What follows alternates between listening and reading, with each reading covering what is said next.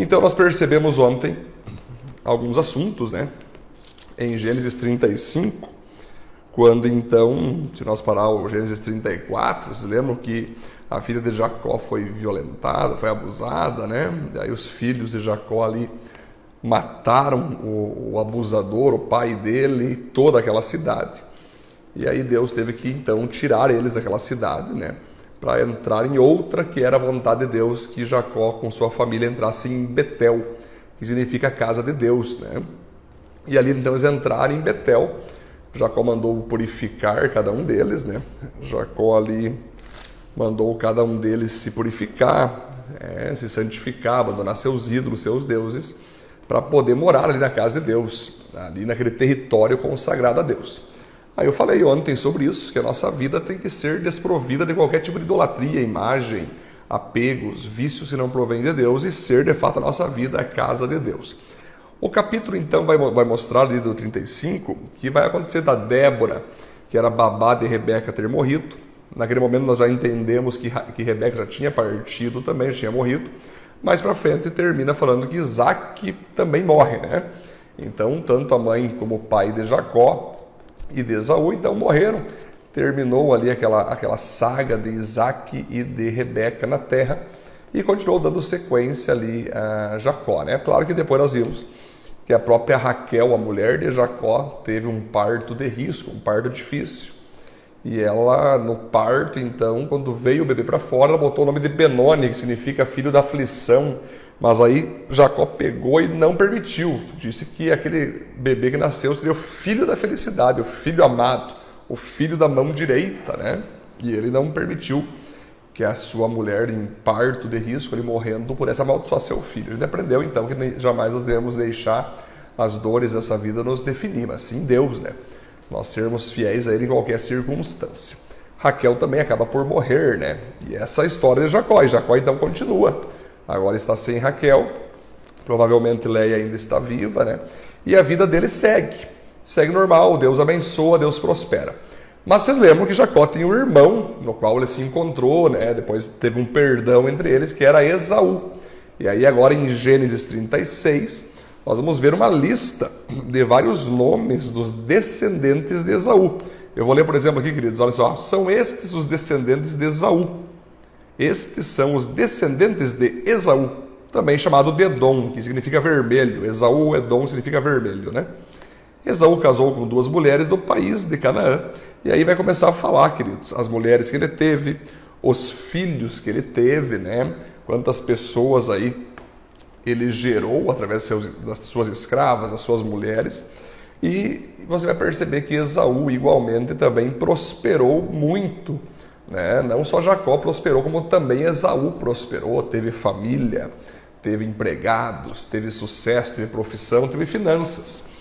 Isso Deus quer fazer na nossa vida. O ponto 1 que eu quero trabalhar hoje com você é o seguinte: seja alguém que possua o pacote completo de Deus na tua vida. O que é o pacote completo de Deus na tua vida? É você servir a Deus, é você ter o teu cônjuge, né, a tua mulher, você que é mulher o teu esposo, é você ter teus filhos, né? Deus te abençoando você ter filhos, tenha filhos.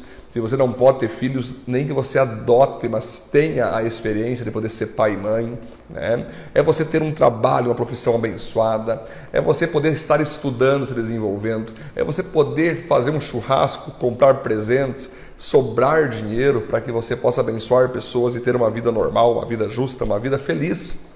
E finalmente, é você poder de fato ter amigos, ter pessoas com quem você pode contar. A vida como ela é. A vida que Deus nos deu, a vida que Deus nos abençoou, né? É nós poder curtir o pacote completo daquilo que Deus tem para nos dar.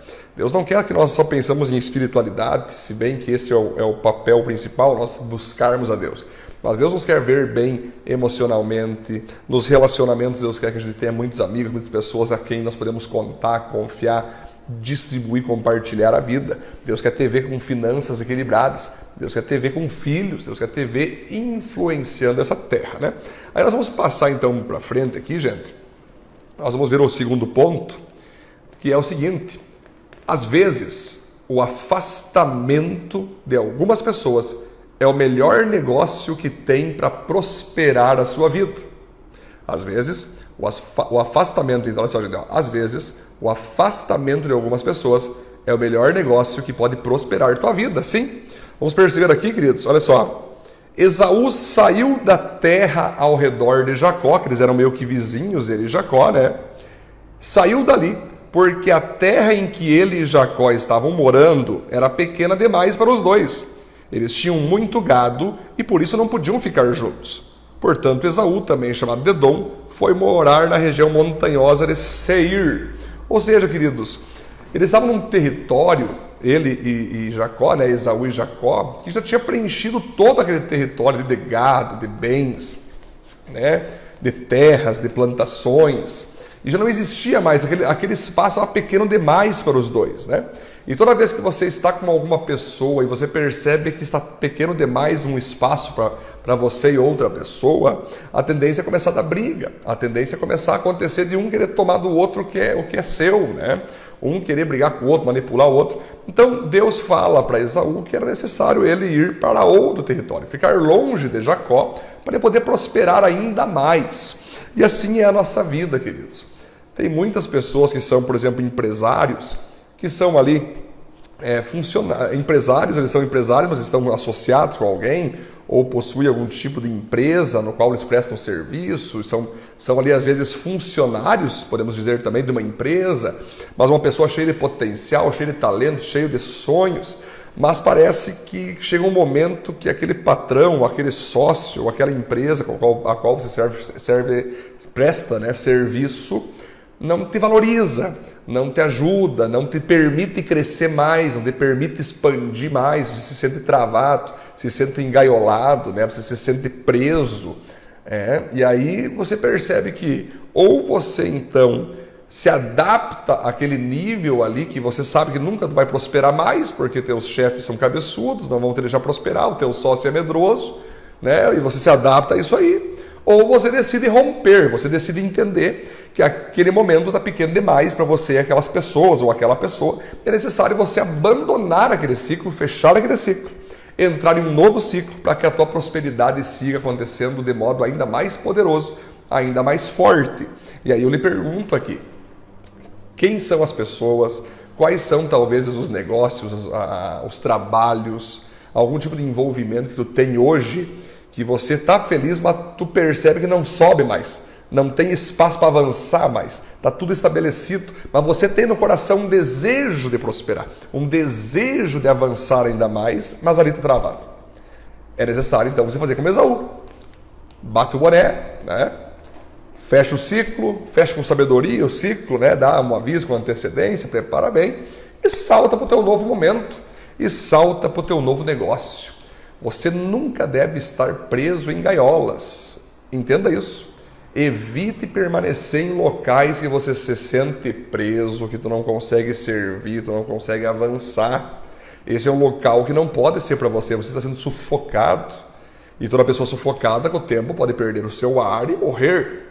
Então é necessário você sair daí. É necessário você entrar em um novo ambiente para que você possa prosperar com liberdade, sem pressão, sem prisão, sem abafamento, onde você possa prosperar e avançar. Foi isso que Esaú fez. Por isso que Esaú se afastou de Jacó. E não necessariamente tem que haver um afastamento com briga. Não, nada disso. Pode ser um afastamento de boa. Lembra de Abraão e Ló? Abraão percebeu que ele e Ló também estava ficando pequeno, o território dos dois, para os dois ficarem juntos.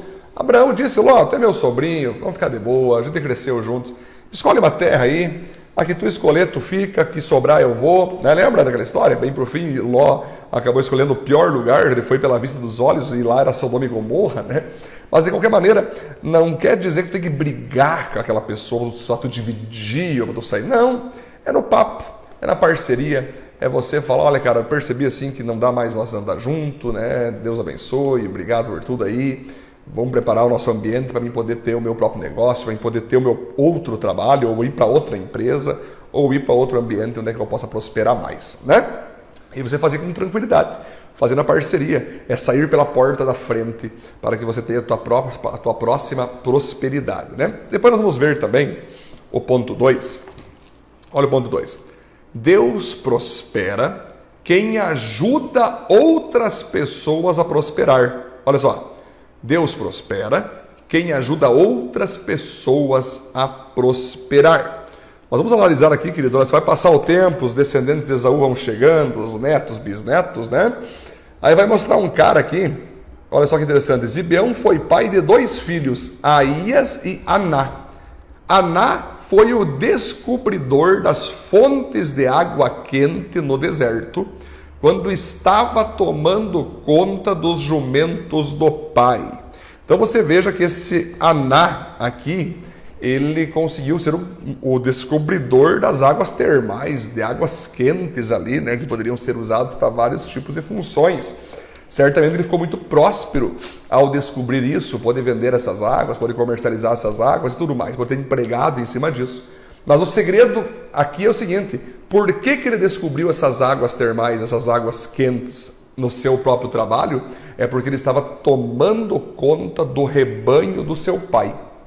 Ou seja, ele estava trabalhando no seu pai.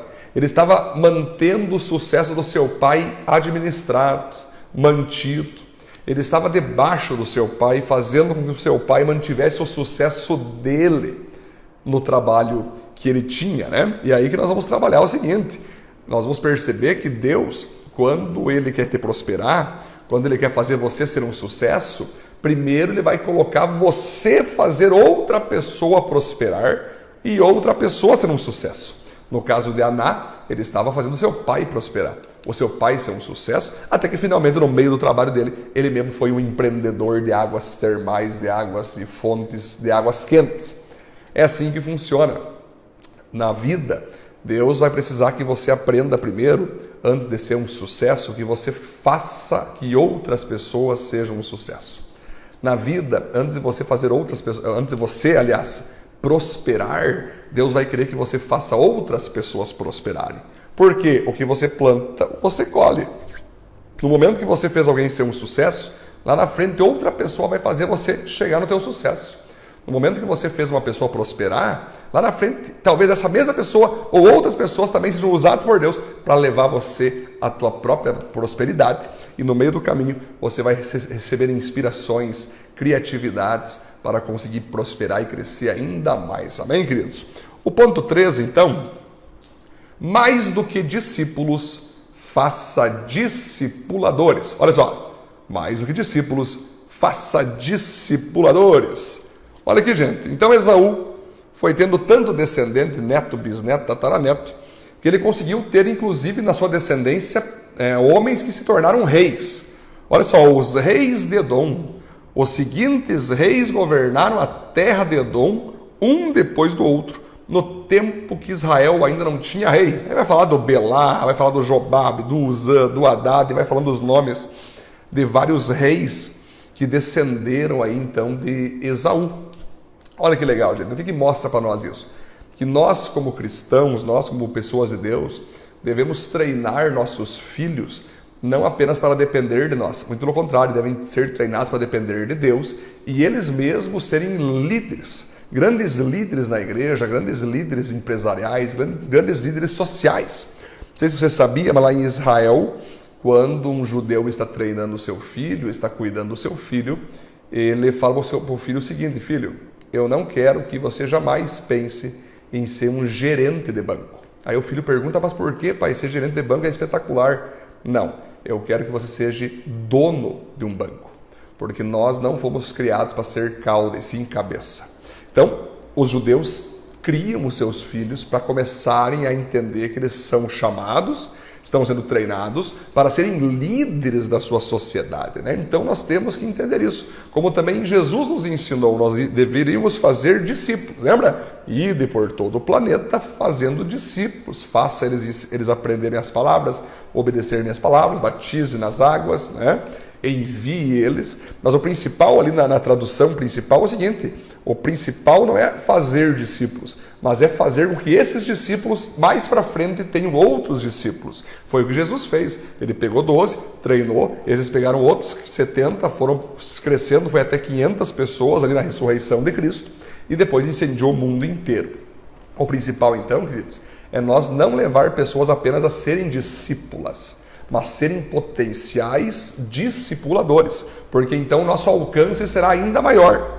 Se eu tenho uma empresa, o meu principal papel não é eu ser um sucesso, mas é eu treinar outros liderados que, quando eu não estiver presente ou Deus me levar para o céu, né, outras pessoas farão um trabalho ainda melhores do que o meu, porque eu treinei pessoas para serem líderes, para serem pessoas de destaque, para serem pessoas autônomas, para serem pessoas que saibam fazer por si mesmas os trabalhos que você faz hoje.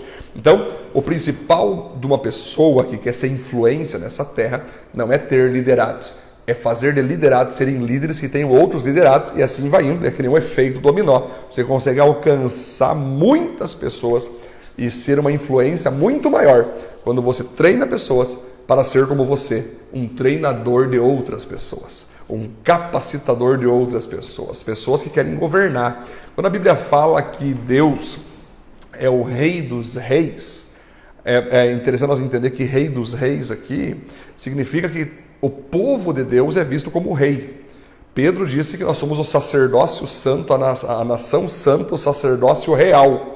Ou seja, para Deus, nós, a igreja dele, seus filhos e filhas, somos como reis e rainhas, né? Que mandamos nessa terra, que influenciamos pessoas. Então Deus é o rei dos reis, ou seja, Deus é o líder dos líderes. Ou seja, ele quer, com a liderança divina dele, fazer com que a nossa liderança, que é espiritual aqui na terra, e social, empresarial, ministerial, seja um sucesso e reproduza muitas outras coisas nessa terra. A verdade é, meus queridos, que nessa terra, quanto mais líderes de caráter nós tivermos, mais líderes de Deus nós tivermos, mais os problemas políticos, econômicos, sociais, ideológicos, espirituais serão resolvidos. Porque o planeta carece de líderes, de pessoas que dizem para onde ir, de pessoas que dizem para onde não ir, de pessoas que ensinam como ir e de pessoas que principalmente vão junto e treinam cada um para fazerem essa liderança do Senhor Jesus ser cada vez maior nessa terra. Amém, queridos? Deus abençoe. Muito obrigado por me acompanhar nessa tarde com essa live. Vamos reproduzir essa live depois novamente, né? Essa gravação às 23 horas. Você pode então compartilhar para toda a galera aí, para todo mundo. Tamo junto. Deus abençoe. Vamos orar?